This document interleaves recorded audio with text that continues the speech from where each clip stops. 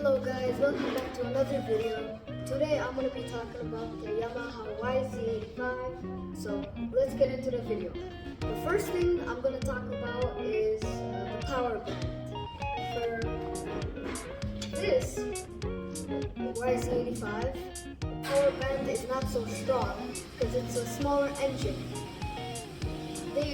I think Yamaha over-exaggerated with the power because it's too much for me. 25 horsepower seems not that much, but it is a crazy amount for a two-stroke. And the power band, you don't gotta wait for it. If you manage to launch it from the clutch, perfectly fine, then your power band is gonna be from first to all the way to sixth gear. For me, the yz85 power bands are addicting because you could feel that it has power. Okay, so the second thing I'm going to talk about is mixing the fuel right. I have a little container what measures the fuel and oil when I fill up, and you could run it on 32 to 1, 40 to 1, 50 to 1, or even 100 to 1 for pro racing. People usually fill the fuel with 40 to 1 ratio, but if you want it to be more richer and more oil, then you could usually fill it up 32 to 1. For me, I like using quick 2 mix because you can mix the oil very quickly with a lot of options. 100 to 1, 50 to 1, 40 to 1, 32 to 1, and even 24 to 1. And for the oil, what I use in the engine is this Yamalube 2-stroke engine oil. It's pretty big compared to my head.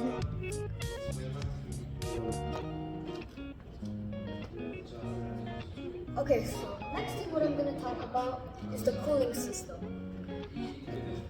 For the cooling system, the radiator is right here. It's pretty hard to see, but it's there. What leads the coolant into the engine cools the whole thing down. The cool thing about this yz85 and other yz85s is one side you have a radiator right there and a plastic. The other side you have no plastic, just a sticker, and half a fuel tank. Not on two sides, one side. Okay, so next thing I want to talk about is the yz85 suspension. So every dirt bike has different types of suspensions, even the same model, but different year has different suspensions. So this one, you can control how soft you want the front fork and how soft you want the rear suspension to be. I have it soft because I'm not that heavy and this bike is a little bit big on me. So the suspension is pretty nice. This suspension is pretty nice.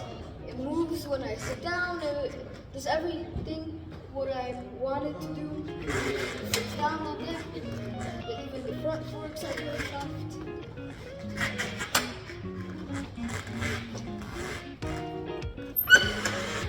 Next thing I'm going to talk about is the 2-stroke engines. These are very easy to rebuild. You just take out ignition cap, spark plug, you take off the head, and you take off the cylinder. You got the piston rings, and cone rod left. Depending how your piston looks like, if it has a lot of carbon buildup and looks bad, then you're gonna need to replace it. But if it looks in good condition, you could just replace the piston rings and you're good to ride for another 20 to 100 hours. And these engines are very reliable if you don't like rev bomb it every single minute.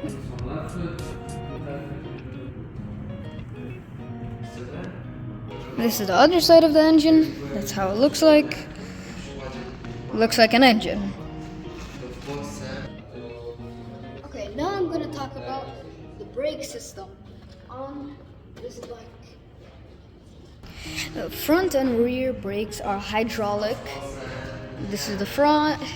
You go down, the line looks like here, and that's the pads and everything right there. You could see it better on this side. Right there. Everything in the back looks like this. Also hydraulic brakes in the back. You can see that right here. Leads to here. So the brake system at the back has good brake pads. Everything is good. Okay. Now we're gonna talk about the carburetor. Here's the carburetor. It's here's your choke, and here's open. You got your air box. Well, it leads under the seat, right there, and your throttle line leads all the way from there. Goes over here, and you got your throttle. Okay. There's jets inside because it's a normal carburetor, like every other. Okay, a final thing to talk about is the throttle. You could block the throttle by making a hole right there and making the thread inside, screwing it in, and you could block the throttle to a little bit, not too much.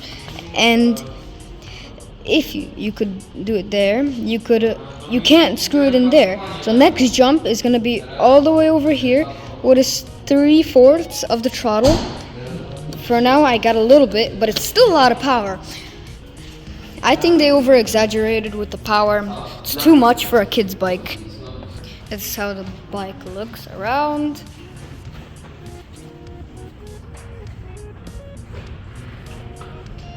From the back.